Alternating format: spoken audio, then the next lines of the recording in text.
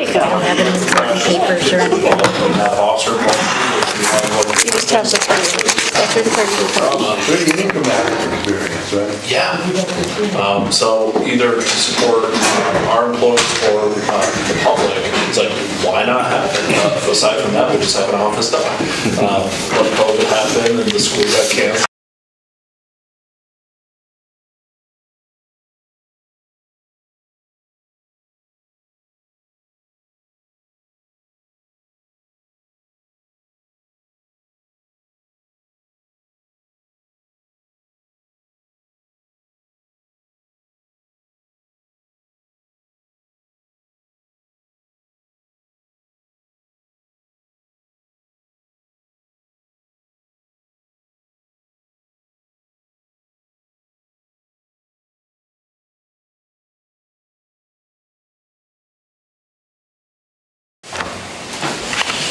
I'd like to call the select board meeting of Monday, November 3rd to order. Additions or deletions to the agenda? I have one deletion, 7EI Londonderry appointment. They're still in process over who's going to be at large and who's going to be Londonderry rep, so Liam wanted to discuss it with that board before coming back. Anyone care to make that motion? So moved. Second. All those in favor? Aye.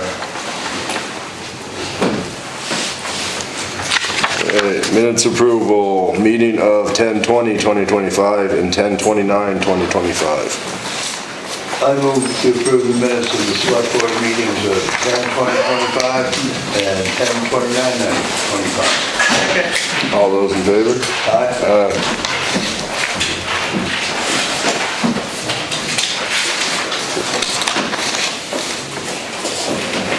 Item 4, select board pay orders.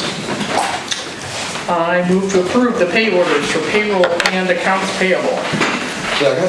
All those in favor? Aye. Aye. Item 5, announcements and correspondence. So I believe an RFP is going to be going out for tree removal for the Peel and the Proudy properties for the wastewater project. As soon as Chrissy gets those to me, I'll send those out. And then 2 RFPs will be going out, one for window restoration and/or replacement and vapor barrier for the town hall renovation project.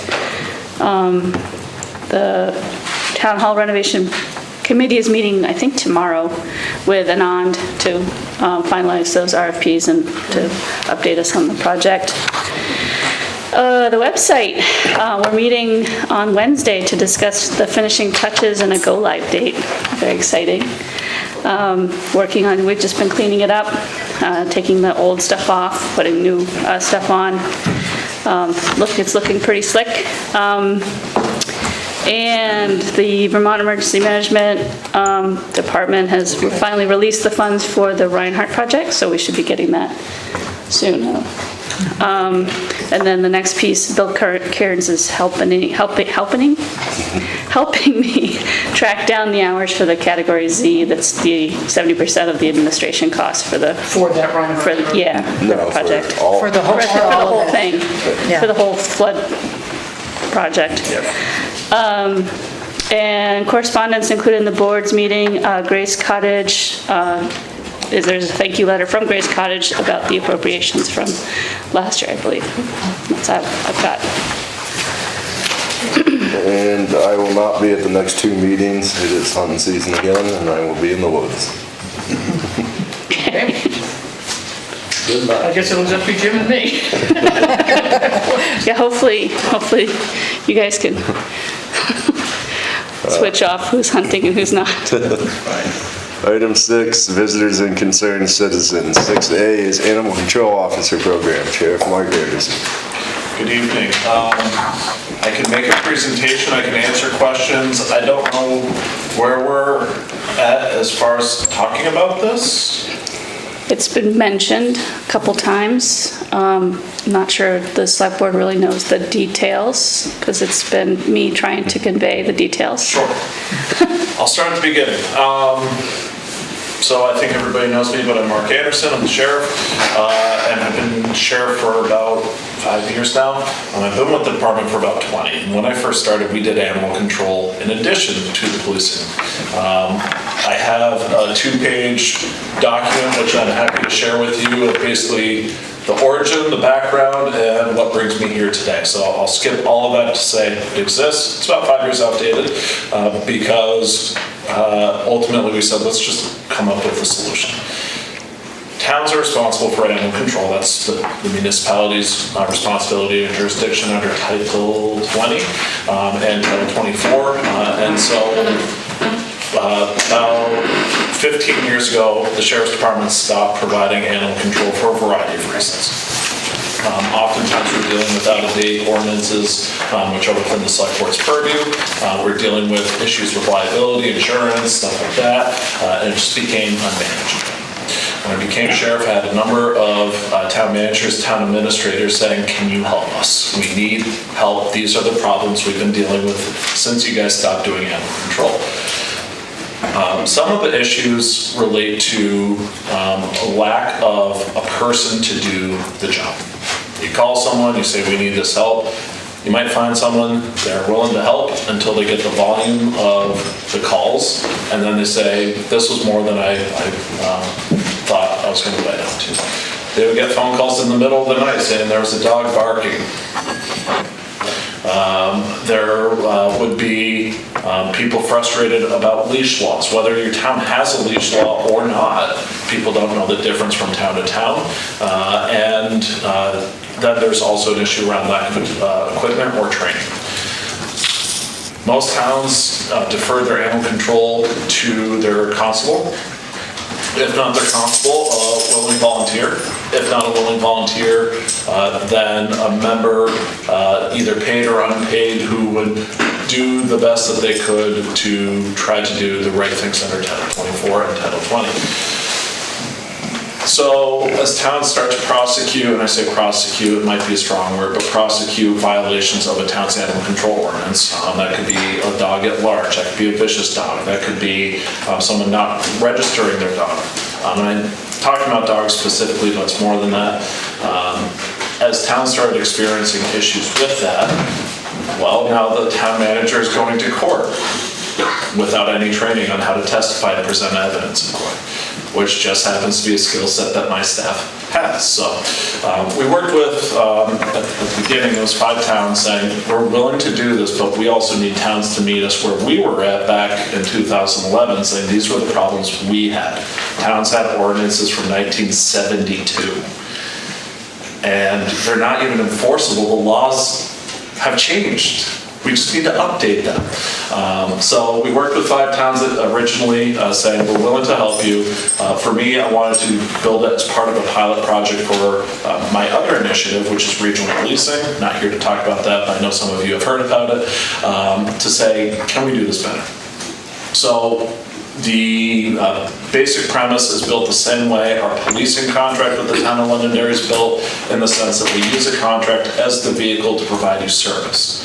It's completely different from the contract I have for policing, in that we say we're going to build a consortium of towns that are mutually interested in this service to help you perform your statutory duty with a person trained to prosecute the cases in the civil court.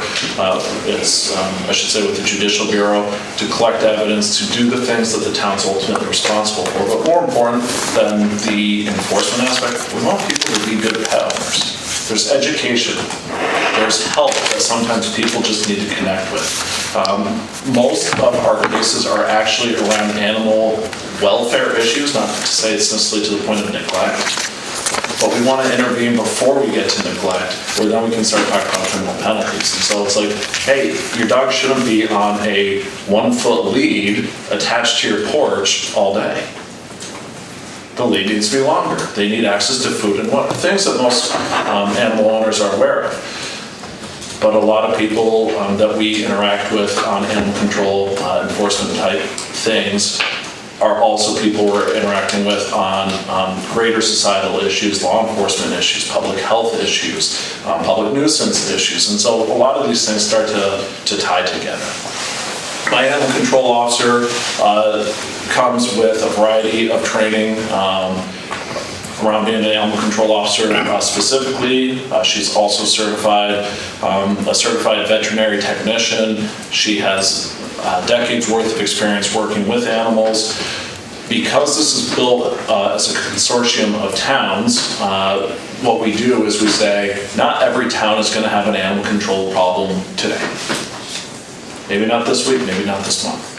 I like to advertise this more as an insurance policy, because when you have the major thing happen where someone gets bit, someone comes into the select board meeting and says, this is the town's responsibility, what are you doing about it? I want to give you a resource to do something about it, because I'm guessing most people on the select board, and this is common across all of our towns, most people on the select board don't know where to start with Title 20 and Title 24 on what your responsibilities are. I'm trained in enforcing our laws, and I didn't know that a water buffalo was part of the same statute that applies to dogs. You haven't been in there. It just so happens that Wyndham was one of the first towns. The story I just told you is exactly what happened at Wyndham. And so what we do know is that oftentimes you don't have the issue in your town today, maybe this week or this month, but when it comes, you're behind the 8 ball, you're weeks and months behind the 8 ball, you're dealing with issues, you're talking to your town attorney, you're paying for a lot of different things to basically do the thing that Title 20 and Title 24 say you need to do. So we'd like to get you in front of the 8 ball. We want to give you the resources to do the thing. And then we also recognize that all of this is expensive. So how do we do it better and cheaper? So that's why we do the consortium towns. Everybody chips in. We work with the towns to develop the budget. It's not even directed by me. If I were to explain this, I'm the expense side of the column. The towns are the revenue side of the column. You tell me what you're willing to pay. I can tell you how much it's going to cost for what you want. So we've really boiled this down to say we are going to size this to what the consortium towns, which is now 9 towns, want. We spread the cost on a per capita basis, and so it's your population times $3.51 is the current budget for, or the next upcoming budget amount for the animal control program, which pays for a part-time position, approximately 22 hours a week, to address animal control issues in Wyndham County, specifically in the member towns. We also allow for non-member towns. And I'm very transparent about this. I want people to be members, and so I charge an astronomical gouging rate to say, we'll come help you when you have the problem, and we're gonna make it expensive. Because what we want people to do is say, let's commit to long-term structures that I can rely on for employment and training purposes, but so you can rely on for your town statutory responsibilities to say when we need help, it is there.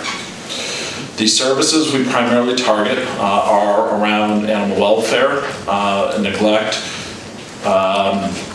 at-large animals, vicious animals, and then we'll assist your town clerk with registration.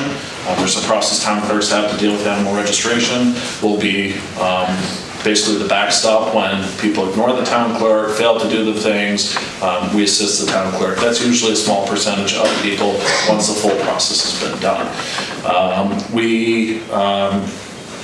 Again, I said we have 9 towns right now. Londonderry, if you were to join, would be the 10th.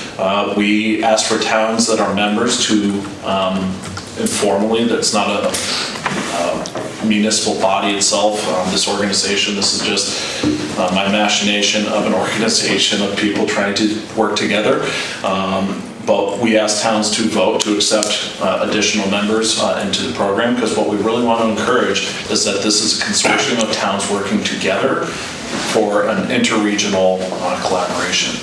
I mentioned the regional policing thing because really I see this as the precursor to the next piece of that, which is, can we come up with a formalized statutory body that just does these things, so I don't negotiate 5, 10, 15, 20 different contracts, which are relatively the same, but rather we say we're looking out for the town's interest, we're looking out for your budget, we're trying to come up with a way to deliver you what you need to do, but we're trying to do it in a way that doesn't have up to 23 layers of duplication. So, that is my really, really long, slow elevator pitch. Happy to support the town if you wanted to become a member. We generally accept towns on the membership basis come July 1st, and we renew it each year. We also recognize, because the budgetary function comes formally from the select board and town meeting, some of the things that we ask towns to do through our meeting process and our organizational process are completely non-binding. We say, this is what it's going to cost, this is what we want you to support, and how you figure out the revenue side of the column is up to you.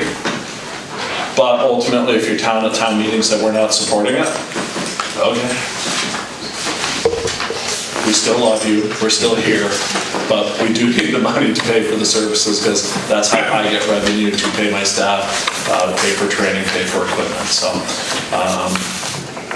happy to answer any questions. Also, I'm happy to provide additional materials. I know that all these people are here to hear my incredible speech. It's definitely not about snowmobiling. So, anyways. Well, I realize this is broke up amongst a bunch of towns, but what's the base number that we're working out from, that we're splitting up? Sorry, the number that, the Londonderry? budget number? No, not for Londonderry, your project number. For what it costs to run the program, our current budget is about $50,000. That includes personnel costs, supervision costs, vehicle costs, equipment costs, and training. So for $50,000, currently spread across 9 towns, just about everyone's under $10,000. The smallest, I want to say, pays about $1,200. Looks like we pay about $5,700, right? Yeah. Yeah. Thank you. You said $3.51 per, so that's 6,735. Yeah. It's a little bit more than what we Yeah. pay, but So the other thing that's important in that the current assessment is $351. There is, all the select boards do the same thing. So, member towns decide what the budget's gonna be. I basically come to the group of members and say, this is what we see, this is the deed, here's the statistics. Eileen joined us at our last meeting to kind of see the, what I'll call the informal sausage making, but at the end of the day, it's how we do it. And so we say, this is, I think we can support 24 hours a week. I think that there's a need, this is the reason why I believe it. I make my pitch. If they say we're only paying for 18, okay, we'll budget for 18 and we'll deal with that. So it's very much like the budgeting process you have for your highway department or your various departments. But to that end, we are trying to structure it in a way that delivers you the service. If Londonderry were to join, I could see us being able to provide coverage for the 24 hours, which is our current recommendation. Which could also reduce the rate down to about I want to say it was $3.12 per capita, but again, that's a choice for the organization of towns to decide. And so the benefit, and this is where part of the program has been designed, I want to encourage towns to get other towns on board. I want the towns working together, because ultimately you guys are the ones who make it work, or don't. So building that regional collaboration is really where we're seeing value in it. Towns that often come in as without that partnership don't see the value of that, and so they don't hear about Wyndham, they don't hear about what do we do when the water buffalo moves here.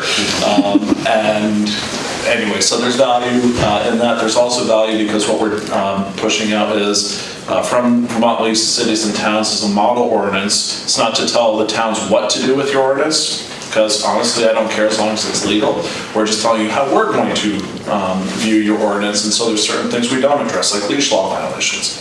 Some towns have leash laws, some don't. Some towns really care about their leash laws, some don't. And so we don't want to try to train a person saying, well, in these 3 towns it matters, these 3 towns it doesn't matter, and those 4 towns, it's kind of in between. It gets hard to train and repeat. So we just say, if you want to have your own leash law, fine, just have your own person who can enforce it when it's not happening. It's also, while I can see value in leash laws, it also is resource intensive when we're sharing a resource across 10 towns to say, well, I'm leaving Guilford to drive to Londonderry because somebody didn't have their dog on a leash. So you can have a local designee, we take the lion's share of the call volume, but then you can address some of those more quality of life, more transient type issues that probably don't happen every day. But at the end of the day, when it happens, you want something. Tina, what do we currently spend? It's about $250 a month. So $5,000 a year. And at the 312, it would be about 5,987. Yeah. I'm all in favor of having what I would consider backroom functions or municipal sharing, because I think for all of us to single-handedly shoulder these kinds of responsibilities is very expensive, and why not partner with mutual aid, if you will. Joe? Just in that price, our animal control officer also does our beaver. Yeah, and we would still have to have him do that. So. Is that on a per beaver basis, or? It's an hour, it's an hourly, it's an hourly When you rate. ask him to do a job, right? Yeah. Okay. He just does it, and Is that on They- top? That's yeah. on top of the 250. that's on That's top on- of the that's on top of 250, the yeah. 250. Yep, We do not do beaver control. yeah. We knew that. We also don't handle wildlife, primarily because wildlife is owned by the state of Vermont, so the Department of Fish and Wildlife do this. So we do interact with Fish and Wildlife. There has been a shortage due to retirements with Fish and Wildlife, so we've been working to help backfill some of their stuff, but it is their domain for wildlife. And what you do for beavers, I don't know, so. Yeah. You don't want to know. You don't want I to. see it being a good upgrade to the animal control office. Yeah, I think we looked at the document, didn't we? Yeah, so. Yeah. She did the order, she Yeah. did the ordinance. And we did, we redid the ordinance kind of. Oh, that's right. We did it because it was like 1973 or something. 1975, that's Oh, what our ordinance, 1975, yeah. so, Thank you, Allison. so we redid that in kind of anticipation that you might want to join. So the other thing we are working on, and we're working with the towns and VLCT on, is an updated version of the model ordinance. And not, if you just pass something, great. None of this is to compel anything, but we see that a lot of towns lack capacity, bandwidth, and resources. So we're trying to find ways to enable towns to do the things that they're charged to do without it having to be one more thing on Eileen's shoulders, desk, and floor, because I'm sure she has to use all the above to just do what she has to do. So we're trying to find ways to resource you. What we do lack is the mechanism to fund. We have to depend on you to do that if you'd like us to do the work. Any other questions for Mark? Thank you. Thank you. So the next steps, I assume, would be for Londonderry to put it in their budget, and then is there, Appoint them, yeah. do they need to formally vote to go to join it come it starts in July, right? So we would ask the member towns to vote to accept Londonderry as joining. I see no reason, because it's financially an incentive to the other towns, but again, we give them the choice. We do ask that. Again, it's more an informal, non-binding thing, but again, to encourage it. We would probably be arranging that meeting sometime early April to May, just so that we can have time to organize. That gives you time to put it in your budget, have it at town meeting, do an article if you want to. I mean, whatever makes sense for you. If you do it through your select board budget, that's fine as well. Normally with the policing side of things, I encourage towns to do the first one by article, simply because it's a question of does the town want to do it or not? Because animal control is a statutory obligation the town has. I don't have the same recommendation, but certainly if you wanted to do it that way, that's fine. Where you get in a pinch is because we do the assessment per capita, and we base it off of the 2020 census. That was a choice of the towns. if your town did not fully fund it under the article, you're out. Because you're in or out. And so we had an interesting problem this year, but luckily it was sorted out where towns made estimates of what their assessment would be. Some were underfunded by $3, some were funded by $3,000, and then it was, does our program fall apart? And what we found was that most towns, it was just because they made an estimate, they needed to put their budget in to get published for the town report. They, because they did it through the select board budget, they were able to fund it through other means. The towns, no town did it by warning, but had they done it by warning, they would have been stuck and they would have been removed by the nature of it. So I do encourage it to be in the select board budget. For that reason alone, it allows you to work with the other towns, but all of this is in compliance with your regular budgeting process. So I would go with the $351 per capita off of your 2020 census, which I think was 1919. Yeah. And if it's cheaper, great. And that's certainly a cost or benefit that the town will enjoy. We want it to be a formula that works for you. Okay, Sounds good, thank you. great. Thank you. Thank you. Thank you for your time. Have a good night. You as well. Moving on to 6B, Chester Snowmobile Club, permission. She's right there. Lieutenant Batchelder, the landowner. Oh, you have the original? Awesome. Yes, ma'am. Thank you so much for listening to us. Nothing One we do new. every year, right? Yep. for, Yeah, the same one we do Lower. every year. Yeah, and nothing new on there either, so. If you have any question, our trail master's here, so ask away. I'll let him answer. I don't have any questions. I don't even. Motion. Go for it. I move to approve the Chester Snowmobile's request to utilize portions of Low Lake Road, TH number 19, and Mansfield Lane, TH number 29, for a snowmobile trail between December 15th, 2025 and April 15th, 2025. Second.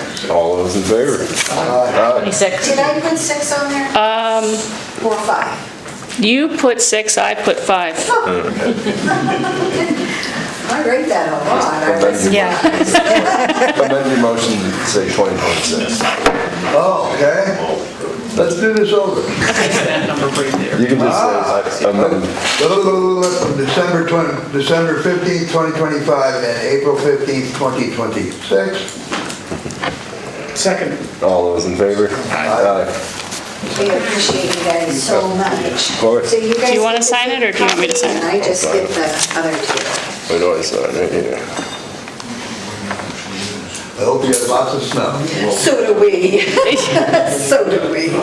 It was, I could have swore I saw a few snowflakes on the way over, but. No, not just today. wishful thinking. I need to go home. It snowed at my deer camp the other day. Did it? Up in Weston. Awesomeness.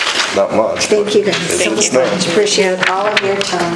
Thank you. I don't know where that goes, but. I don't either. I think I have a file in the vault randomly. I don't know if it's supposed to So I'm be there. giving it to you. Okay. I have a file that says Snowmobile Club. Okay. Road, in my road files. In your road files, the road files are I know, now. they're coming in clutch today. Totally. Okay, 6C, preservation of Squeak's house, Eric Richards. Hi there. My name is Eric Richard, and I'm a part-time resident of Weston. And for the last couple of months, I've been speaking with Ed Brown, the current owner of Squeak's House, about potential restoration and preservation of Squeak's House. Just for background, Squeak's House, also known as the Ezekiel Glazier House, is one of the oldest buildings in Londonderry. We guess it was probably created around 1830. If you're wondering which building I'm talking about, pull out your copy of the town plan and look on page 1. It is that building right there. The building has been, I think, largely occupied for a while, but if you go back in history, it was a residence, it was a commercial business. The name Squeak's House, I believe, comes from a postmaster who lived there, and as I understand it, delivered groceries along with the mail, and that was what Squeak was. I believe the building was purchased from Squeak by Ed Brown. I've been speaking with Ed about what possibly ways that this could be preserved, and over the past couple of months, commissioned a structural engineer to come out and look at the building to understand the state of it. The good news is that the building itself is in pretty good shape. The foundation is starting to crumble and probably needs to be replaced, but the overall structure of the building is in very good shape. Also, I'm in the process of working with a historic preservation consultant to try to put through a varied form and a determination of eligibility to go to the state to try to see if you can start to put it on the historic register to start protecting it from that perspective. I've also been reaching out to a number of local, state, and national organizations, Preservation Trust of Vermont, the Community Fund for Londonderry, a couple of others, state organizations, national organizations around what sorts of grants and funding might be available to try to restore a building like this. There's some thought I've heard of by people in town of potentially taking that building and maybe turning the inside of it into a museum for something like bird snowboards. And it's right next to where the sign is. I know there's been discussion of a statue.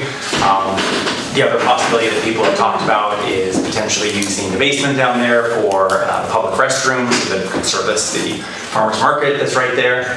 One of the topics that I think will come up in a second is the village wastewater project. So we have applied to have the squeaks be part of that. If that was granted, that would allow for the septic portion of the, if you were to ever consider using that for public restrooms. Just in the very, very early portions of trying to figure out what a path forward could be here, I wanted to start a discussion with the select board of what role, if any, the town itself would be interested in having there, or what partners you would suggest working with as we kind of try to figure out what the end state could look like, who should own the end state, who would manage it in the end state, potential possible funding sources for how to get it to that point. So really just opening up the conversation there, any ideas that you might have or any directions and advice you might have on who to work with there. I think you should be in touch since it's in a flood zone. I don't think you can use the basement to, I'm the zoning administrator.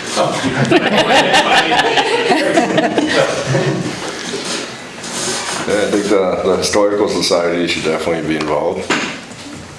I would imagine they would probably manage it if they have the capability. I don't know.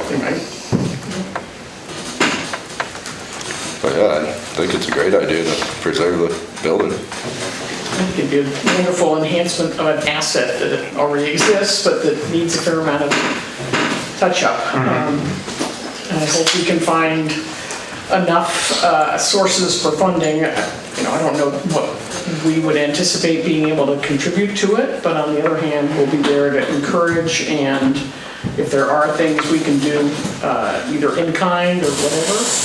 But I'm so glad somebody's looking after this building or wants. Absolutely. Yeah. And as far as resources, it sounds like you're on the right track already. I can't think of anyone else that you probably haven't talked to at this point.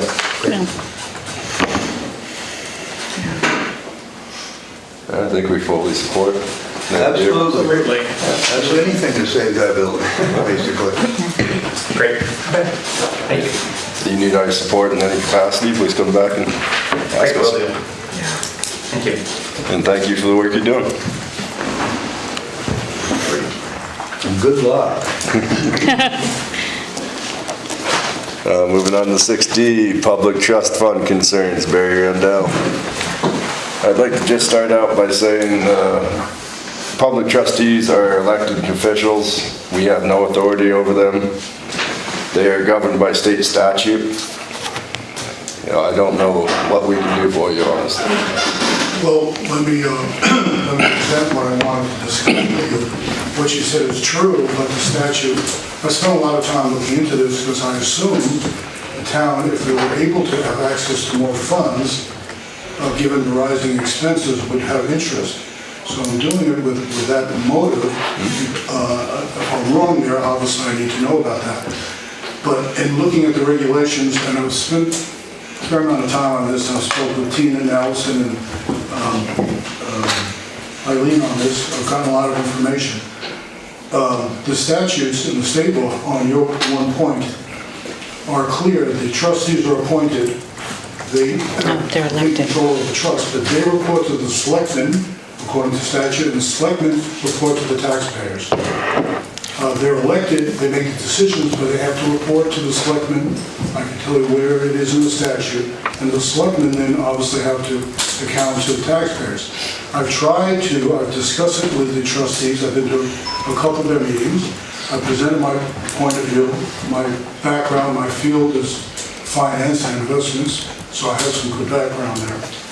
But I think it's a serious matter for the town. I think it's a serious matter for the taxpayers. I've asked many people over the last few months, including people who are involved in the town. I found one person who was aware of the fact that the town has these large amount of trust funds, 2 trust funds, totaling now about $9.5 million. No one had any idea that we had the funds or whether or not we have access to them now is another issue. There obviously are some serious issues there. But I certainly think the town and the select board would be interested in seeing, and I've looked into this, I'm not interested in wasting my time, but at least I've determined that there's a good possibility of discussing that we can, under certain circumstances. I don't want to go into too much detail here, but let me give you the basic background here. I mean, this trust started 75 years ago with $145,000. No one anticipated or could imagine, which is good for the town, that you now have about $9.5 million. Next year it's going to be $10 million. In a couple more years it'll be $11 million, then $13 million.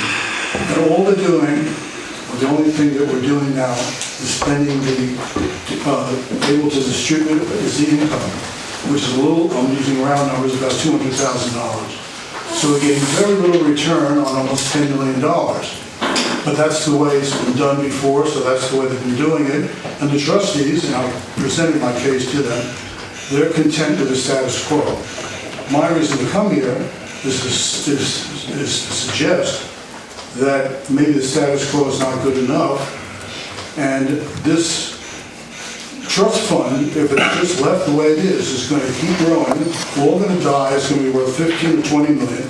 If we never, I'm not saying should be using the principal, but there are other ways to utilize funds, income-wise or other possibilities, that if not, there's no end game for the fund. It's just going to keep growing. We're getting about 2% return on about $10 million. To me, that's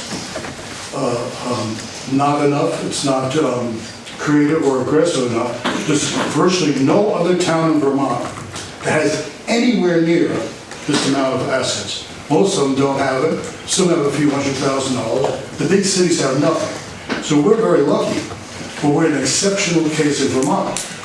I mean, when I've spoken to other town clerks in several of the towns, they were shocked that we had anywhere close to $10 million in trust funds. Granted, they're controlled by the donors and the wills. That was 75 years ago.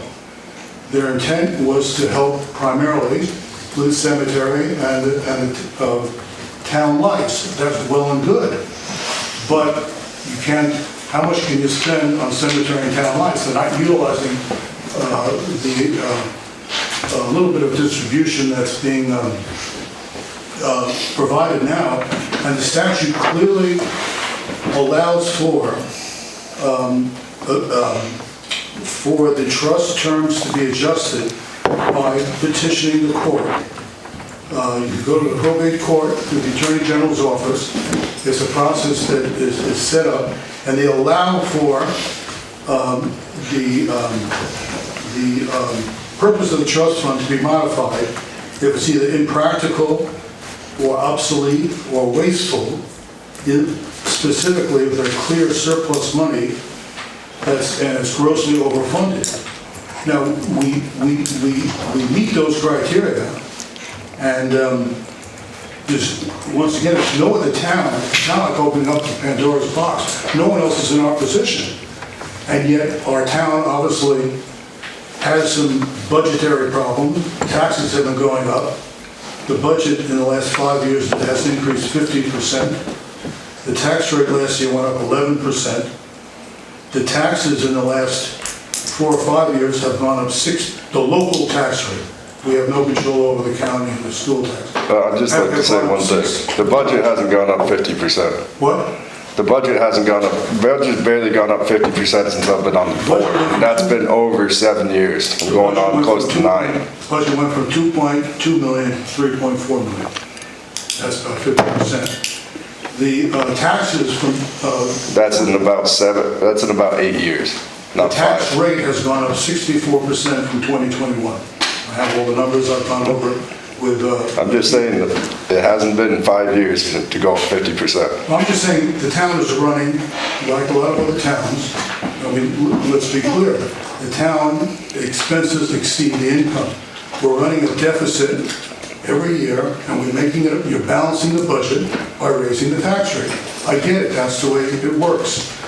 It's the same thing the federal government's doing, except the federal government runs the deficit and they print money. We can't, so you raise the tax rate. That's exactly what's happening. But a lot of people are concerned about the taxes in Vermont, locally and statewide. So, and yet they're not aware that we're sitting on this huge amount of money. Tax delinquencies in Londonderry have gone up considerably. I'm not sure why, but considerably in the last year or so. A lot of people are complaining about taxes being too high in the state, not just in Londonderry, but overall. So it would seem prudent and fiscally reasonable to at least explore further if there are possibilities without disturbing the intent. I respect the fact that the donors did, but 75 years later, you know, how many streetlights, you can't use $10 million for streetlights. So I think we have a very legitimate case. The trustees, partially on my prodding, did get a legal opinion a couple of years ago. And while the legal opinion raised some issues about whether or not you could use more than income, there clearly, that legal opinion, which you have a copy of, but I have here, clearly suggests that there are certain adjustment powers for certain reasons where you could appeal to the state and have them consider altering the way distributions are made to the town. Now, I mean, that's in the legal opinion. You can see it yourself. And there's an adjustment power clause that specifically allows the trustees to do so if they want to. The trustees are not interested because the most conservative, safest thing to do is just take the little bit of income that we can get. But given the circumstances of the town, and expenses are going to go up, and there are other functions that you folks want to do with the roads and other things, there could be a reasonable way to tap into that and be able to use some of those funds rather than simply say each year the budget's going to go up and the tax rate's going to go up. We do tap into it. We take loans from the cemetery. Very little, but there's very little. In fact, one of the major things which I've suggested, which they're able to do, is borrow more for the trust fund. Mm-hmm. And they've done so, but very little. Why, for example, raise money through bonds, pay a third-party interest rate, when you could borrow from your own trust fund, pay the interest back to the trust fund, which will help the trust fund grow, and probably at the same rate or even a lower rate, if there's a way to do it. They have to charge the same rate Even that if it's the same everybody rate, else would you rather charges. pay your parents, or would you rather pay your own entity interest than a bank or bondholders? I mean, to me, that's obvious. The bond bank has a lower interest rate. Yeah, the bond bank has a lower interest rate than, Yeah, but even so, the interest rate, as long as it's market competitive, you read the statute and the The parameters. bond bank will have a lower interest rate than the cemetery commission can charge us. Do you know what the bond rate's going to be now, for example, on the fire truck? They won't tell you until we didn't bond the fire Well, truck. whatever it is, do we agree it would be better to pay yourself than to pay a third party? The interest goes to the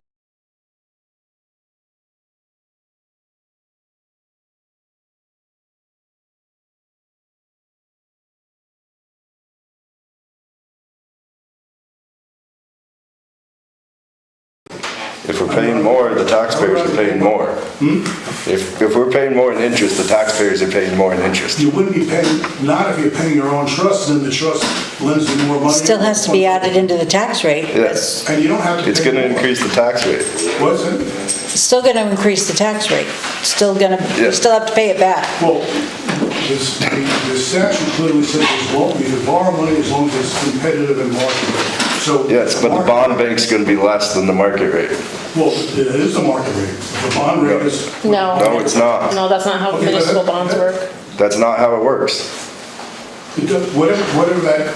The bond You interest rate is gonna be lower than what the cemetery Fine. commission can charge Use us. bonds as an example. What about anything else you want to do?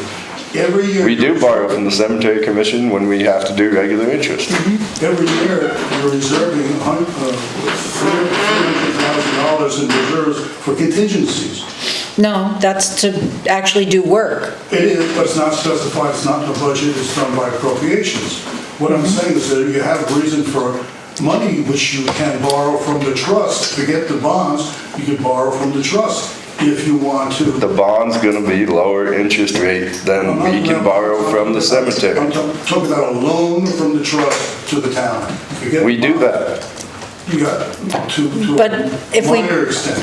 If we borrow what we're gonna appropriate, then that just adds extra How much cost. are you borrowing from the trust? We haven't borrowed anything recently. Well, exactly. Even Keith said we should be more aggressive in borrowing before he left. We should be more aggressive in borrowing from the trust and not doing it. That's only one example. I have about 5 or 6 different ways that I think would be advantageous for the town if they want to. The definition of income is very vague. There's several opinions in here, including from the legal, from the attorney, saying that the definition of income can be defined in different ways if you approach the court. And all your capital gains, a lot of your appreciation in the trust is capital gains. That's not considered income. But if you approach the court, and that's why the fund has gone from 145,000 to 10 million, because you're not able to. Jesus, it goes up $1 million every time you talk. It goes up 500,000. Started off at 8, No, now we're up to 10. it's 9.5. I've seen So things can I like ask you this a happen before. 9.5. Can I ask you a Every year, the trust fund increases $500,000, the principal, and we don't touch it. What So is- look, I'm not trying to twist your arm. If the select board is saying they don't want to explore or see ways that they could possibly access this $10 million pot of gold in light of the fact that budget costs are going up every year, then just tell me that, and I'll accept that and decide what to do about it. But the reason I'm here is to get some sense from the board. There's a board member who has a question for you. Yes. Right, what's the spending rule that they're using right now?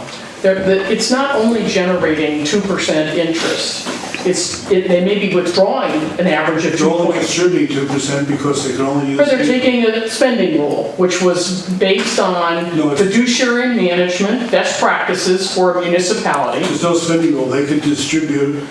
In their case, they're using a spending rule. Basically, what they're saying is, we'll take the moving average over X number of quarters, we're gonna figure out what we think we can withdraw, and preserve the rest in that fund for it to grow, and to preserve what the original donors wanted to Broke do. for what? Tell me what. That doesn't matter. The issue is what they're, well, it does later on in the conversation. But the point is, they're trying to be fiduciarily sound in their management of our community assets. That's what their job is. No, they are, but Yes, agreed. So the issue is, what do we spend it on? I think your ideas are great, and I think we should explore them. But it's certainly up to the trustees. that particular group No, to come to us with some recommendations. Trustees of public funds, they control it. carefully. Excuse me? The trustees of public fund control that. Right, and, Yeah. I think we want to be in concert with them, but, Yeah. it's their job. They control the complete discretionary power, subject to reporting to the select board and the taxpayer. It's right in the statute, I can send it to you. Right, and the select board presents that every year in the budget in And terms of it's in the town how report. that management is being done. For example, they could change the allocation in the way they're invested. The goal, as the trustees express, is to maximize interest to generate for the town, because all they can do is distribute the interest. They could reallocate or reinvest in ways that would create more interest, Yeah. but they're resistant. They're being, as you say, fiduciarily responsible. Conservative, they're being, and I would want that, I'm a thrifty Yankee, I would want that. But with my why, town. when they cut your budget because they don't have enough I don't money? think the original donors wanted us to spend their money on tax relief. No. I didn't say tax relief. Well, I'm whatever, saying Yeah. you want it to go to the bottom line of the town, I don't think that's what Well, they. they already changed it, for example.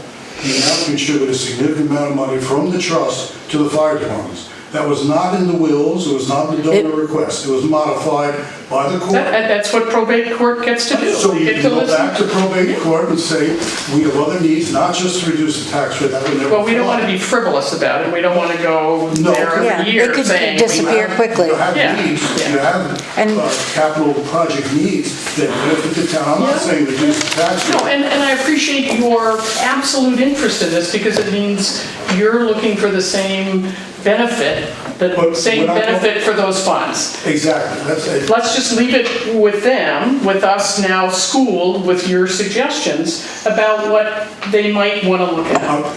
They don't want to. And I was at the last meeting, and you could look at the minutes of the last meeting. They think it's more prudent to just simply go for growth, keep all the money in the trust, and give the town 2% return. Well, that's what they're elected to do. Yes, No. and the town is, They're elected to, To come up with an they're investment elected strategy, to. basically, that's what that is. and the people that left the trust funds money to the town left it for very specific Right. things. They did not leave it to just be spent by the I know, town. but- And I know, but you think the donors, when they had $10 million, still want more streetlights?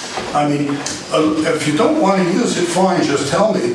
But if you can, and you don't want to explore how, I mean, the trust people say right in their annual report, the goal of the trustees of public funds is to generate as much income as possible for distribution to the town. They are not doing that. And I told them that, and they said they're fine. We trust our elected officials to do what they have been doing. They've been charged to do, yeah. You do, even though, as I'm reporting to you, that there are many things you can do that could possibly free up, or without compromising the integrity of the trust fund, that would allow you to use money that otherwise is never going to be spent. By using it on something other than what that trust was established for, we are going against the trust. Even if the court allows for adjustment powers and discretionary powers of the trustees, they're not exercising it. If the trustees don't want to press the... I think we stated what we believe. We trust our elected trustees to just Okay, well, monitor I'm the funds. pointing out as a concerned citizen and someone who's You knowledgeable. have. Thank you. And I will, Can I but just make one comment? Yep. If in fact, I'm sorry, Tina, you insist. So I'm also going to say that just because our budget is $3 million, there's more parts to just the budget that goes into the tax rate. It's what the grand list values are.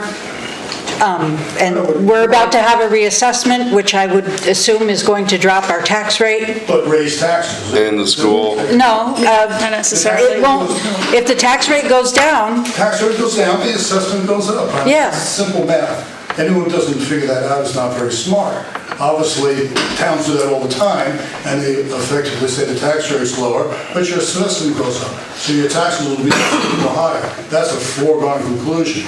I'm Not just saying, look, necessarily. If it's not a will, there's no way it's going to happen. And 80% of your taxes is school tax. I get it. Goes to the state. That's, I understand, but that's... I'm We not- have no control over That's that. why I'm not suggesting you do Yeah. anything there, because it's not in your control. That's, I don't think we're getting anywhere. no, I don't think we are either. okay. We have all agreed we trust the elected people who are elected to monitor this fund.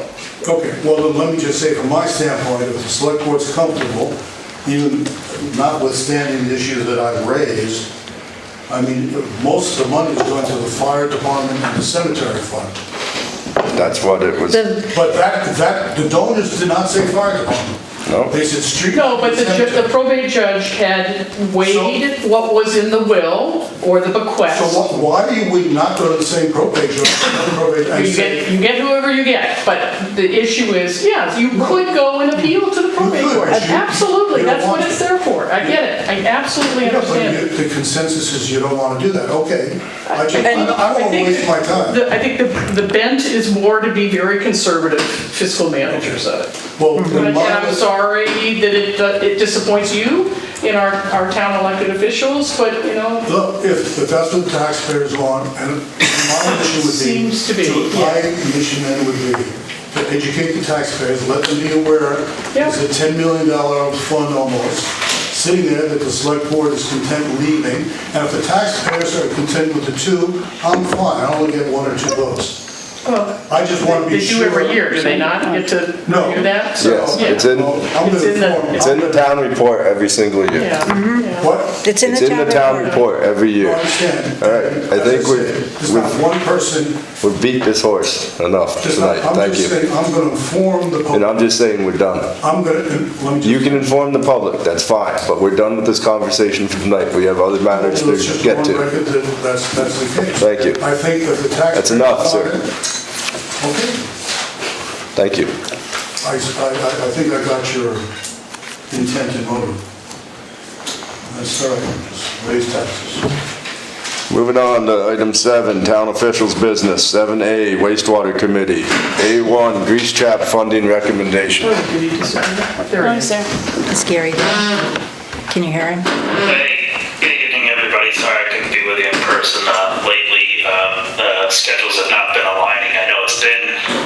Can everybody hear me okay? Yeah. Yeah. All right, very good. So I know it's been a couple of months actually before I was able to attend since I was able to attend a select board meeting, and in that time, as you're aware, the committee was able to put forth a recommendation for the connections in the South Village. We are currently in the midst of putting together a recommendation for the North Village as well. Over the last month, we have held 2 meetings and met for approximately 5 hours total during those meetings because the North Village has proved to be more complex for a number of reasons. First being that we have a smaller overall capacity in the effluent disposal field.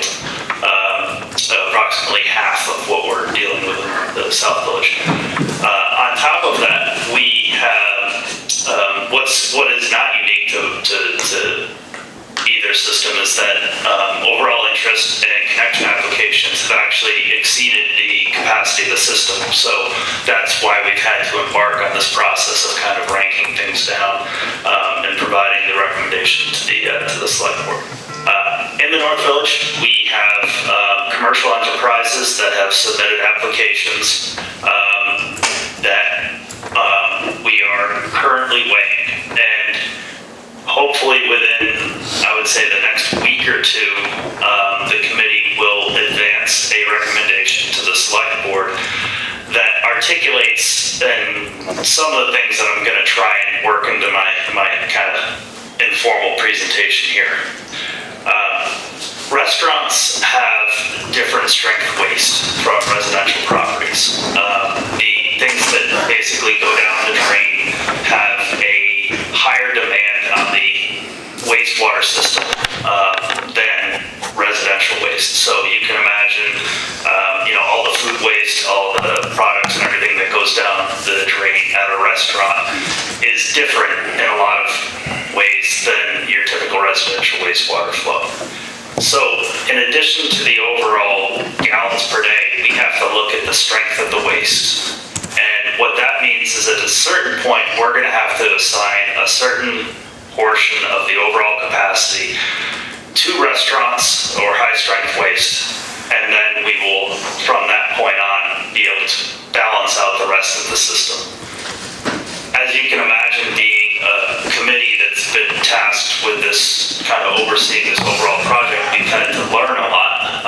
And we have had, I think, very meaningful discussions over the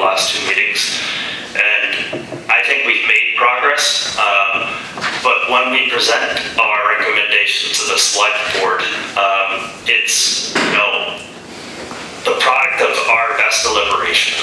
And ultimately, there are going to be potentially people that are not necessarily feeling that it's an equitable recommendation. And there are potentially people that may not make it onto the system because of the prioritization that we will eventually pass on to the select board. So my reason for being here this evening is to obviously update you and let you know that we've continued to be working pretty heavily in the background here. Martha has been able to attend a number of our meetings, and we appreciate that. It's been very good, meaningful discourse, I think, in discussion along the route, but this is a complex project. So with that in mind, my hope is that by the time, really prior to Thanksgiving, that we have passed on a written recommendation to the select board. In an ideal world, we would have actually reached a decision 2 to 3 weeks ago, and you guys would be deliberating it now. The reality is that the discussions have been complex and difficult. So with that in mind, Eileen has also been very involved in this process, and I would welcome any questions at this time if anybody would like to throw any my way. So this is grease trap funding is what we're talking about right now. What is a grease? Ahead of myself there? A little bit. Yes, sir, yeah. It's okay. So, I think we get, sorry, I apologize 1,000 times. I think we're on the agenda twice, and I probably should have clarified that. All right, so what is a grease trap going for? yeah, so let's talk about grease traps then. So everything that I just said was, I think, in relation to the overall North Village capacity allocation discussion. So several months ago now, we were approached by a commercial business owner who, due to the state regulations, would be required to install a grease trap on their property in order to connect into the system. That business owner, a small business, was basically coming to us looking for relief from the costs associated with that improvement to their private property. So we discussed it over the course of several meetings, and as a committee, we can't find any way to really, provide any avenue for subsidizing those costs to that private business owner. And the select board rightfully would, I think, agree that costs to a private property owner for connecting into the system should be borne out by that private property owner. Now, that being said, the select board, who is going to be operating as the superintendent, if you will, of the wastewater system, if construction costs come in under budget, so we've got a bond quote, we've got all of the funding and everything. If construction costs come in under budget, there is reserve there. The select board could elect to basically include those costs associated with grease trap separators in the construction, in the project, and then charge that business owner a higher monthly rate. So basically float it out over 15 or 20 years, all on paper, all up front. That, I think, obviously needs to be deliberated and discussed by the select board. If the estimated construction costs come in higher, then it's obviously not even really up for discussion at this point. So the committee will articulate that as well in a written statement for your consideration. It's not a decision that we as a committee can make, but it is something that we can see potentially down the road being something that you want to discuss. Have you seen any estimates for what the cost is for, say, 1,000-gallon grease trap, I think is what was referred to? Correct. So approximately approximately $10,000. Good. And the design engineer can accommodate, the grease trap design in the overall system design because it's not complex. So those costs for the design and permitting, if you will, would be basically a drop in the bucket of the overall project design. And how many are we looking at? Grease traps? It goes 3. 3. It's my understanding that there's 3. Okay. Yeah. I think what the committee has come up with and what Gary was just describing is probably the best way to go at this point. If it comes in under bid, then we can figure out how to spread the cost for the business owner. If it's over, it's all fair game, unfortunately. Well, without the grease traps and the restaurants working, it puts a terrible burden on the system. Oh, for sure, yeah, we need them, and they have to be there. Yeah, I don't believe they can connect without the grease trap. Yeah. Yeah, I lived in Wyndham, and I had a system designed by a guy that worked on the Manhattan Project, and I had a grease trap. Yeah, all right. Sounds like you come up with a good strategy in that. And we will, I think, in our written recommendation, obviously do a better job of articulating it. Hopefully, kind of get the message across, or at least the approach that we think makes sense. So with that, I'm sorry that I jumped ahead to the other conversation. I wish somebody had cut me off halfway and said, what the hell are you talking about? We're here to talk about grease separators. We'll go to that one here next now. So moving on to A2, North Village prioritization. Go ahead. All right. Well, at the risk of putting everybody to sleep, over the last 2 meetings, the committee has spent approximately 5 hours deliberating, discussing the capacity allocation to both commercial enterprises and residential properties in the North Village. We are limited not only by volume, but we are also limited by the strength of the waste that the overall system can accept. Restaurants, as I mentioned earlier, have a higher strength waste. We need to find a balance. In summary, hopefully before Thanksgiving, the committee will be submitting a recommendation to the select board. As I noted earlier, I think that this is a difficult and complex task that we've been assigned with. So we're doing the best that we can. And ultimately, we're not going to be able to give every applicant, everything that they've actually applied for. So with that in mind, it's on us to basically get it in written format so that it can be referred to by the select board, digested by you all, ultimately as the decision makers. Sounds great, thank you. The unfortunate situation is we just don't have enough capacity in the system. And the solution is to have more fields made available to us to treat the effluent, but we don't. We live in a very unique river valleys, and there's not a whole lot of flat land or land that's useful for that unless somebody decides to make their land available to us. But I will compliment Gary and the committee members for being open and transparent and slugging their way through this, because it's hard.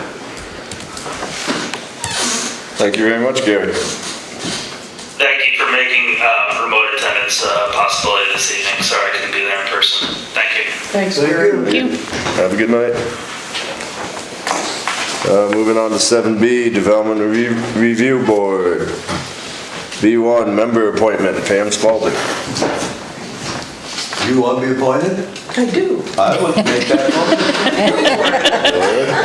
I would appoint Pamela Spalding as representative to the Development Review Board for a term of 2 years. Second. Thank you.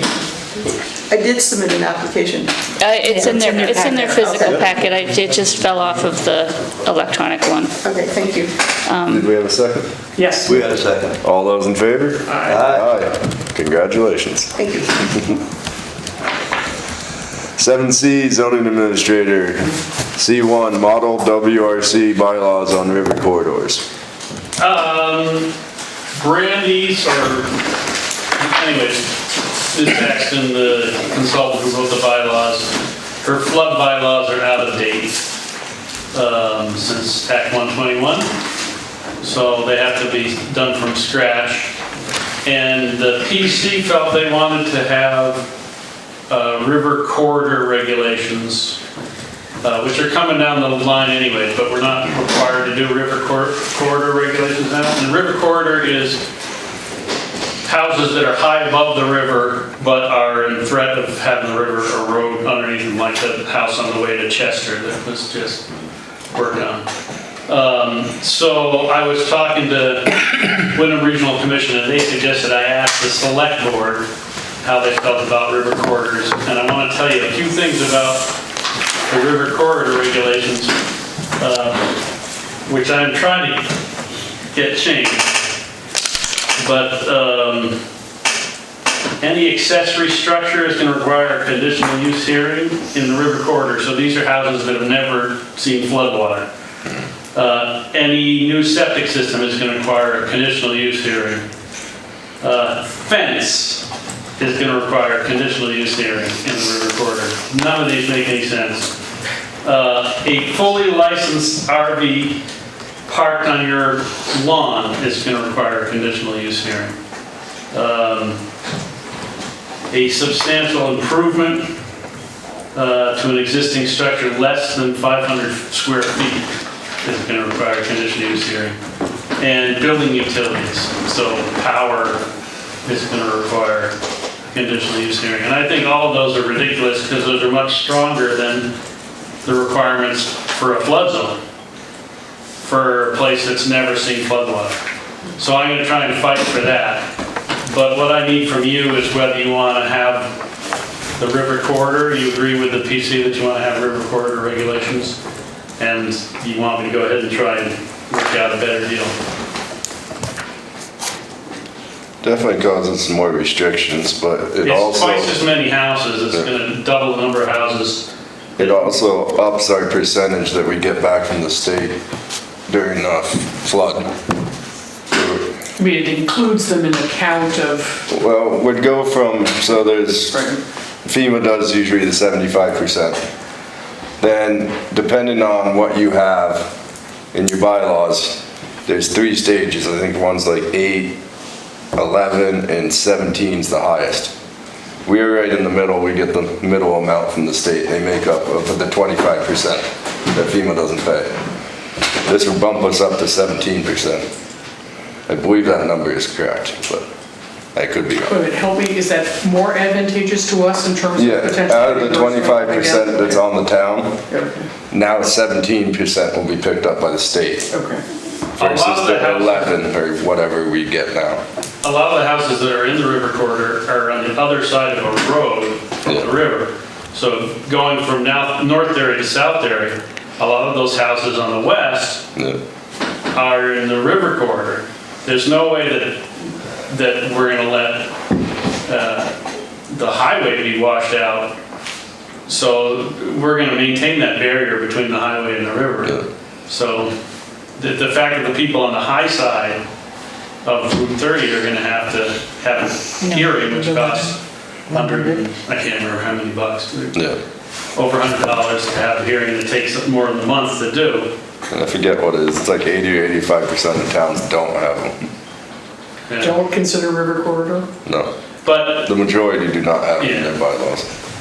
What does your hydrology background recommend for us? This one's a hard one, honestly, because some, like Will's saying, some of the houses are stuff that's never been touched by floodwater and probably never will, but they won't even understand why I'm it's telling them they need to have a hearing to get a power line. It's definitely a tough one. Or park an RV. I've thought about for a while. Well, what's the downside? I have a question related to the downside. Go. I mean, excuse me. Are there other considerations besides zoning that these, by declaring this in some way, might have to the homeowners? I'm thinking insurance, I'm thinking other for future things. Well, these are people who don't have flood insurance. Right. Because they're not in the flood zone. So does this mean that it might trigger some future thing like the need for insurance or they can't do anything with their land. Me and Jen went to a WRC meeting about the river corridors, and I don't remember ever hearing anything about that requiring insurance. And plus, isn't this gonna happen down the road anyway, so. Yeah, and what is it, So it's 28? What we're 28. gonna do is unfortunately have a bad flood and the insurance. Well, issues these will come houses are not gonna be flooded, these houses are gonna be, the earth is gonna be washed out underneath them, so. These houses are so far above the river that they're never gonna get water in their basement, but they, No, but they might have a catastrophic Right. event that triggers Yeah. a loss of insurance if they even tried to get it. Sort of what's happening in Florida or wherever now, where if you're just in a zone, you're up a creek. I don't know. Definitely, it's coming down the pipe anyway, so I honestly don't see a reason not to do it. okay, and I'll try and fight for a better setup. Yeah. I mean, it's weird that you can not have river corridor bylaws, or you can have these river corridor bylaws that are ridiculous. Yeah, So maybe there's some wiggle room. yep. Yeah, I mean, it's coming down the pipeline, so. You're gonna have to put it in there now or in 2 years? 2 years, so. Do we know how many peer municipalities have these river corridor? It's about 15% or so in the But state, I think. Londonderry is one of the worst towns as far as flooding. And Weston, compared to a lot of other towns. You mean how many properties are affected? Yeah. Yeah. Yeah. Yeah, I forget what the statistic was, but it's, the vast majority of towns in Vermont do not have river Do corridor. not. I want to say it was like 15% or so, 15, 20%. So maybe it's probably easier to do it now than when everybody's trying to do it all at once. Could be a good point too. I just want to make sure that there's an advantage to the homeowner somewhere in this. I don't I'm think afraid there there is. isn't. I think- I mean, theoretically, it keeps them from building a new house that might get washed away Yeah. Yeah, at some point. that might be the only advantage I can think of, honestly. Well, do we have to act on this? Or We just have to tell Will to go ahead. go ahead. All right. Thank you. Do you have a question? Oh, it is a, You look like you would I need did some write thought. up a motion if you wanted to do it formally. Oh, all right. yours. It's up to you, you don't Yeah, have to, we but can go with the motion. it Sounds good. makes it more official. Planning Commission's decision to utilize the model Wyndham Regional Commission bylaws for river corridors for the purpose of updating Londonderry zoning bylaws. Second. All those in favor? Aye. Come to catch me. Moving on to 7D, Town Administrator. D1 is State Ethics Training Requirements. Yeah, so you might remember that you rescinded your municipal ethics, code of ethics ordinance, and then adopted the state's. And in there, there were a couple other things that were supposed to happen. One is you were supposed to appoint a liaison, and I don't know if that happened. Did that happen? So you're it. Yeah. And then the other one is that there was some training involved. And this was about the time when Shane was transitioning out and I was transitioning in. So I don't know if any of you did that. I sent it all out, but I don't know who, because it was all boards, committees, and Yeah, any so entities of the town. And I don't know Did it or who's, not? Okay. it's Couldn't been, tell you. There's no ethics committee. There's no anymore. ethics committee and there's no enforcement. So I remember this, yes. Yeah. but so I assume if you sent it to me, I think it's probably a good train. I took it myself, but I don't remember when. I think I did too, Right. but I don't. So, and I don't remember whether I filled out a form. So, There wasn't a certificate at the end. I don't there was, think I don't think so. I don't think so. It was like no. It was, think yeah, I don't, anyway, it's a hot mess at the state level. but the training is probably a good idea. Anyway, I just wanted to remind everybody that this is a thing. It's supposedly a requirement. There's no enforcement mechanism whatsoever. They can't remove you from your offices. They didn't fund the ethics. There's nobody up there to take complaints, so it's kind of like dead in the water. But there is training out there. I will send it to you all again, or I'll coordinate with the liaison to do that again. And just wanted to remind everybody that that's a thing. Sounds good, thank you. Moving on to item 8, transfer station, solid waste management. 8A is updates. I don't have any, but I see John. John's here? No, they decided to take. I'll pass this around. Got some information on tires. Oh, yeah. While it's going around, I just did a training with the state last week. It's mandated training for people who run the hazardous waste collection days, and it's paid for by the state, so I'm not $30 per day. Took that training, update you guys on that. We recently had the tires picked up from the transfer station, first time since I've been on the job. Basically, our tire prices are not covering the cost of that pickup. We have a couple of options. I ran through a lot of the local places that take tires, and our prices are very low. And I was doing some back of the envelope math that isn't on that sheet. It cost about $4.50 a tire to get when we got picked up, plus about $1 for their fuel surcharge. So about $5.50 we're charging for. There's another option for tire pickup. We can get Casella to drop a container at the transfer station. This would get the tires off the ground, get them closer to the main collection site, especially as it's easier to access in the wintertime. People can still get rid of tires as needed. And they'd be quite a bit cheaper. On the back side of that sheet, I did a comparison of the NHR, which used to be NRRA, pickup, which was about came out to about $2,900. If we'd done the same pickup with Casella, it would cost them about $2,100. So that's a substantial change. Sounds like no brainer to me. A lot of money. But that's still at about $3.50 a tire, plus about $1 for hauling and so forth. So we're still under cost on that. Still gotta change cost, but definitely sounds like it's a better method. Right, so. I saw a news article about Casella's big tire work with, maybe it was Rutland, I'm not sure, but where they make a day available and people can actually come and buy the tires at a very discounted rate. Yeah. But they then become your partner in the process of ultimately, I guess, getting rid of the tires. Getting rid of the extra ones, right? Yeah, I mean, it looked like a win-win. If we've got people who are. Yeah, people, if you've got old snow tires in the garage that don't fit your car now and somebody else can use them, that's like. Most of the time Steve puts any good tires that come in on Facebook for people to come grab. Oh, he does, okay. If we're not covering costs on the light truck tire, how are we faring on the large equipment that's $150?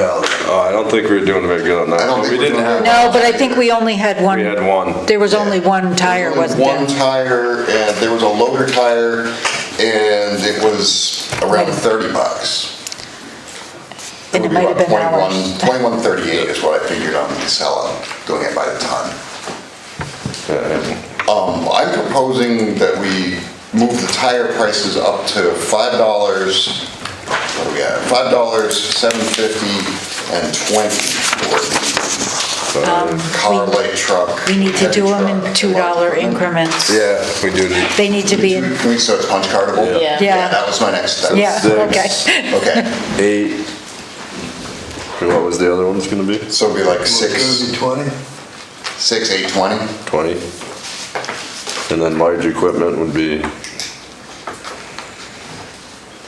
That's a good question. It depends on, depends on the tire, because it's gonna be by the weight. Yeah. And if it has the rim on it. Yeah. Well, I'm proposing also double it for rims, because again, we're paying by the pound. Yeah.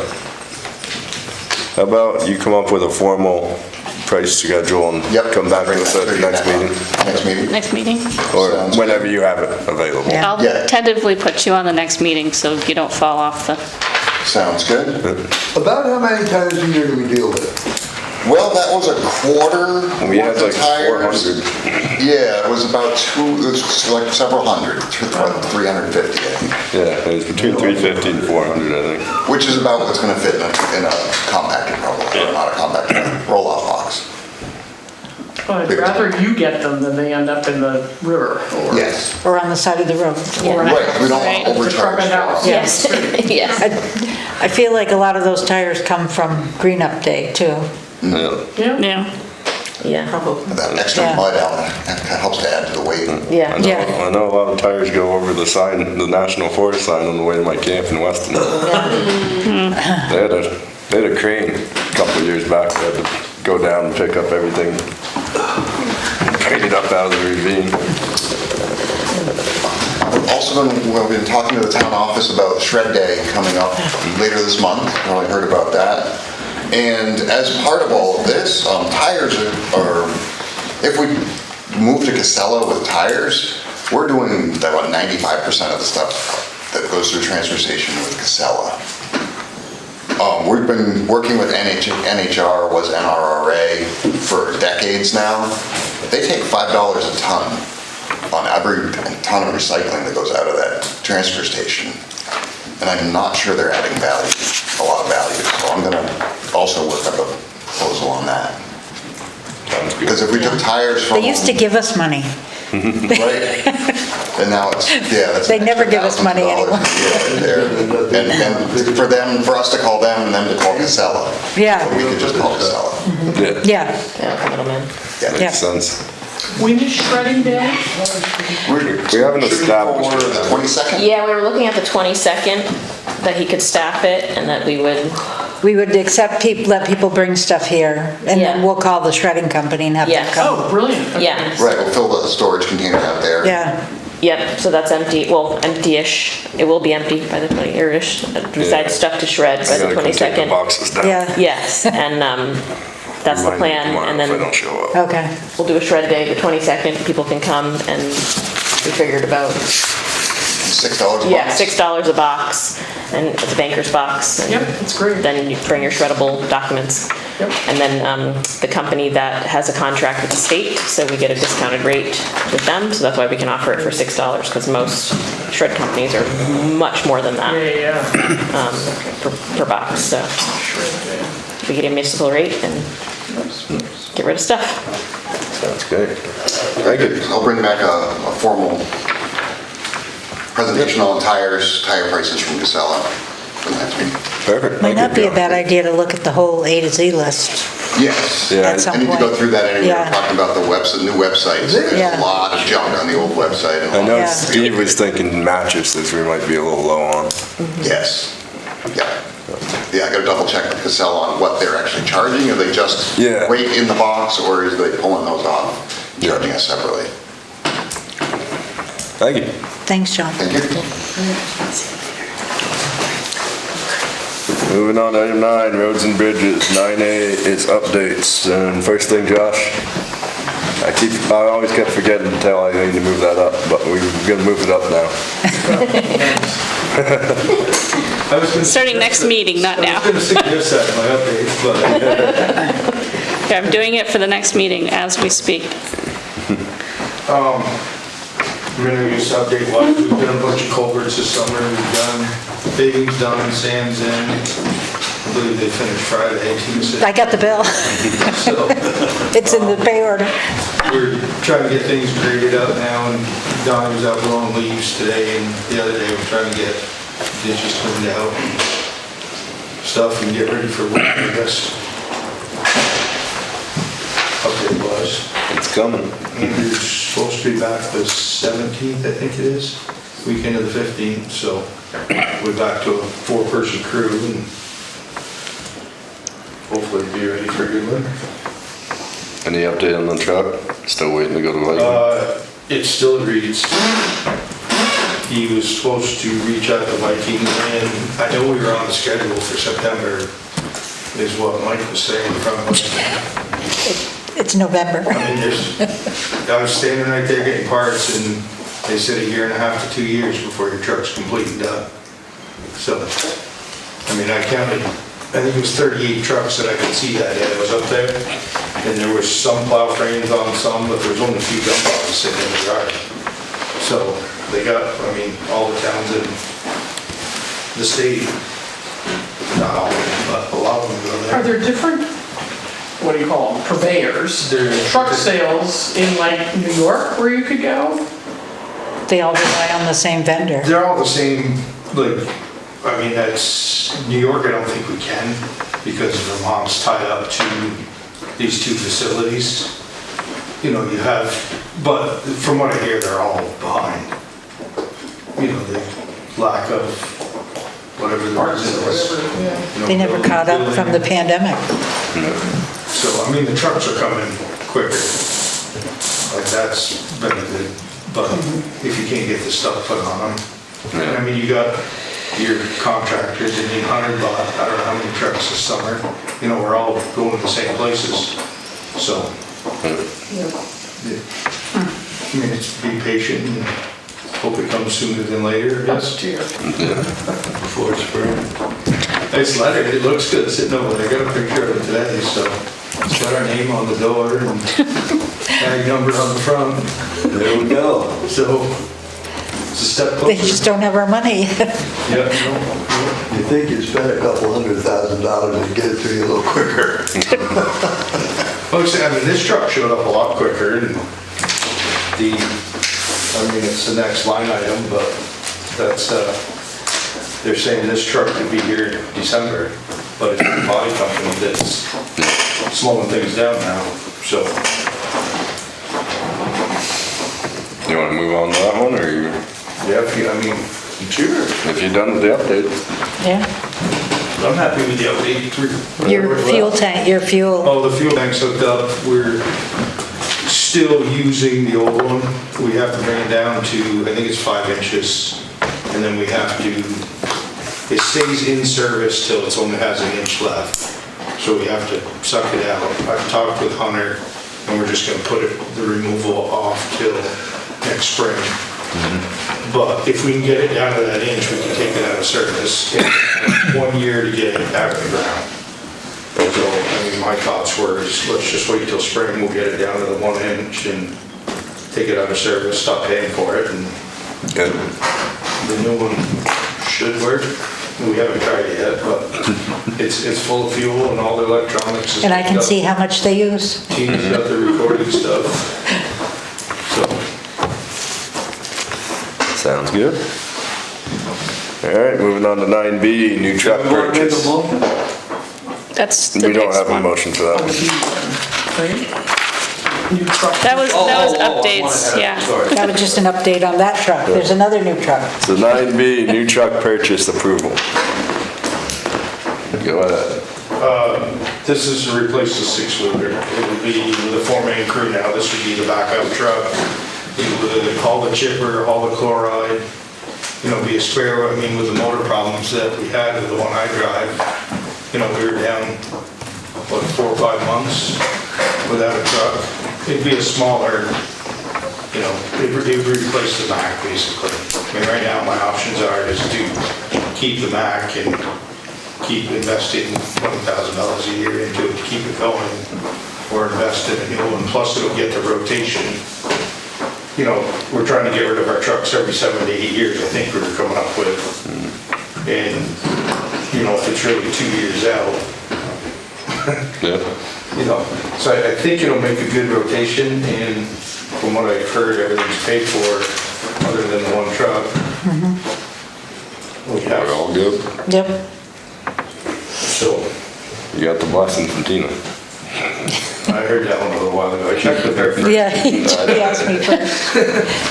But, like I said, I mean, we put, you know, I think there's $30,000 in that Mack one year, and with a 4-man crew now, it'd be nice to have the extra truck, and one goes down, and, you know, whether it's a blown hose, you don't have to fix it and try to repair it right away. You can take them in and finish plowing and then go. Will your other trucks go fewer miles if you have a 4th one? I don't know why I'm asking that, but less Yes. wear and tear. I reached out to Taylor the other day, working on new plow routes, because I only know the 3-man crew.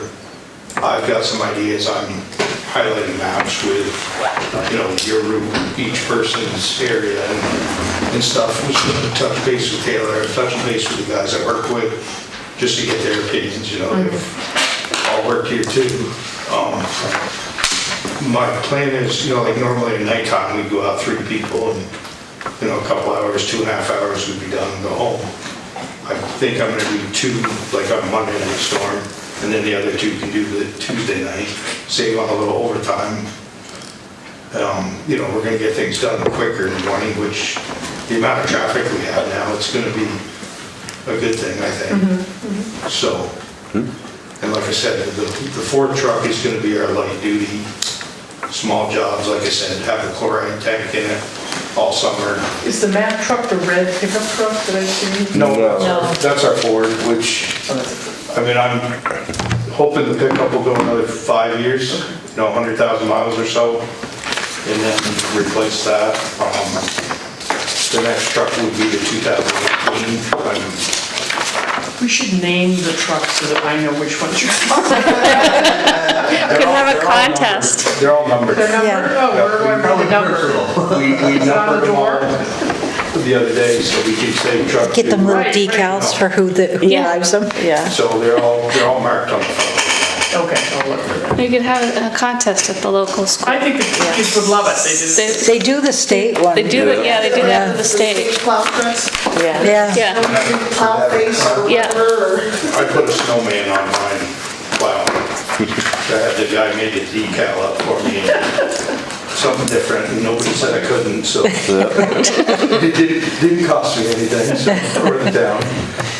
He did it because he thought it was pretty neat. But And that Mac's pretty old too, right? What is it? it's 2005. Yeah. So Yeah, it's time to I mean, go. the last She's time not a it was- spring chicken. it was actually at the shop to get worked on. They said the frame was getting weak. They did replace the cross member. It's just, Yep. it's a money pit. Not saying the new one's not going to be either, but, we get the extended But warranty. it might come to a point where you're driving it along and it's not gonna go anymore. Oh, right. Well, Or it it's falls in half. Wheels fall Yeah. off into the road, which can happen to anything, but. I mean, it's part of our plan to get everything up to date, so that's needed. Yeah, we were behind. Comes out to be 237, 350, if I did my math correct. that's what I came up with. Is on the motion. Perfect. Do you want a motion? I'll take a motion. Are we good? Go ahead, I won't spend that Okay. much money. I move to, 1, approve the purchase of a HB 507 SFA and associate chassis/equipment for a price not to exceed $237,350, and 2, authorize the town administrator to execute the necessary documents on behalf of the town. Second. All those in favor? Aye. Are we gonna trade that one in, or are we just gonna put it out to bid? Or, I think your auction site would be the best. that's what I was thinking. I mean, I asked Scott about taking that trade, Yeah. he said he would. But value-wise, I don't know. Yeah. He hasn't been over to look at it, because we talked trade with this last one, but like I said, with the 4 guys, it's kind of handy to just keep it around. Yeah. So, I mean, the auction slate, we had a backhoe that I thought was gonna be like 2-3 grand and go for 17,000, so you never know. You get me some pictures, I can put it up. well, yeah. It'll be a When you're while. done. We're gonna It'll be a while. Yep. Yeah. Is it red, John? No, it's a green. It's pretty same as the picture. Yeah. Yeah, they'll all be green. Black bodies. The nice thing with the new truck, we'll have the all-angle plow, same as, instead of the one-way, your snow goes. Yeah. We're gonna, so they'll all be similar. The same, Plows, yeah. wings, the dumps, so parts and pieces that you don't have to keep 100 different, should make life easy. I'm doing the Cummins motors, so they're all, this one's a little smaller motor because it's a smaller truck, but same ideas. Sounds good. Thank you. No, thanks. 9C, road access permit approval, Berkowitz. Any problems? Looked pretty straightforward to me. Yeah, there's, I mean, I just did the culvert, I didn't put anything in there, I just wrote in, because I met with John Wiley and talked to him, he's doing the project. We have a road culvert right there, and there's a ditch that actually goes down. And I said, just put the culvert in there, and they all agreed that was a great place for it, so I didn't go out and measure it, but I actually saw Josh today, and he was wondering if it was gonna get passed tonight, when we couldn't agree with him. That's good. So, Well, it doesn't sound like there's any issues. I'm gonna make that motion. Are C and D the same thing? That's because it does the bullets. Yeah. So I have to delete the bullet and I just Yeah. didn't delete it, Motion yeah. is D, right? Yeah, Yeah. yeah. You get to read D. Oh, I get to read it? I move to approve access permit application number 2025-11, submitted by Nancy and Alan Berkowitz for a Berkowitz. Huh? It's The Berkowitz. W. Oh, how come I get the ones that are always Berkowitz for a modification of an existing access to the parcel located at 2460 under the Mountain Road, and authorize the chair to sign the permit on behalf of the board. Second. All those in favor? Aye. Aye. We don't get a second. It's somewhere, oh, no, it should be there. It's like one of those boxes. We got it. It's the third, right? Yes. Yeah.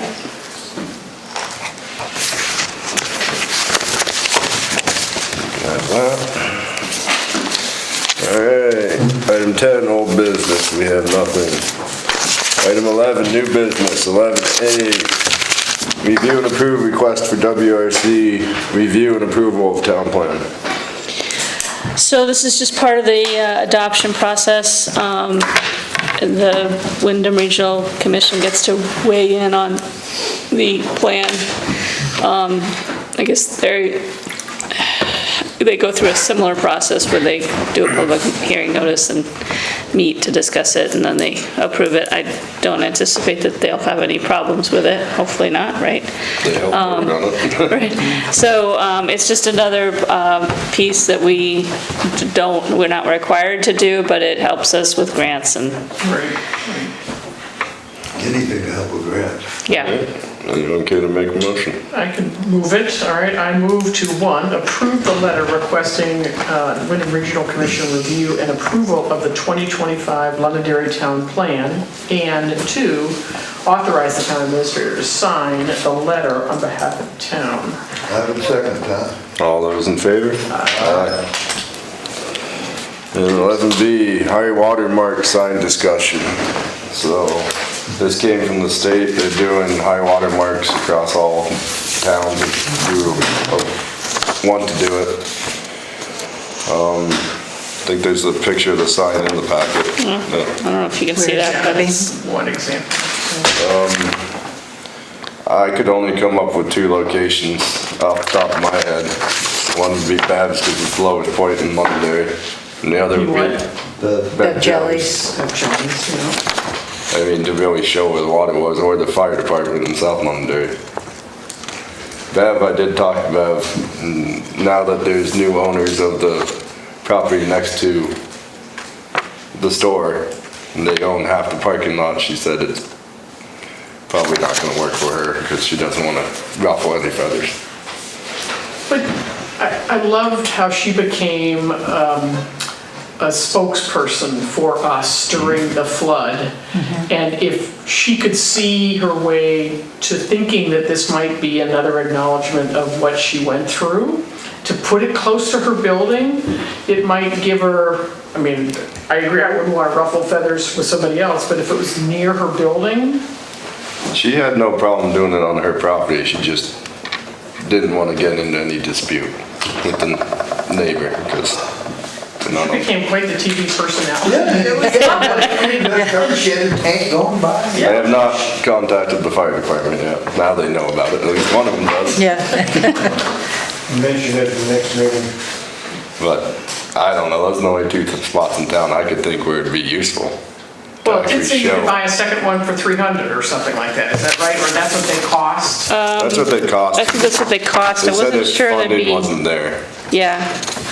I mean, I think it's part of our history, for heaven's sakes. Love it or not, but They do mark it down on the trail, don't they? There's a high water mark somewhere. Oh, yeah. There used to be one on the road going down to the campground.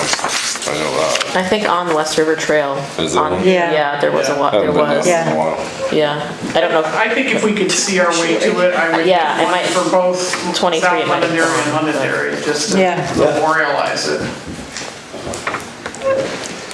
Yeah, I guess we gotta get the fire department's permission first.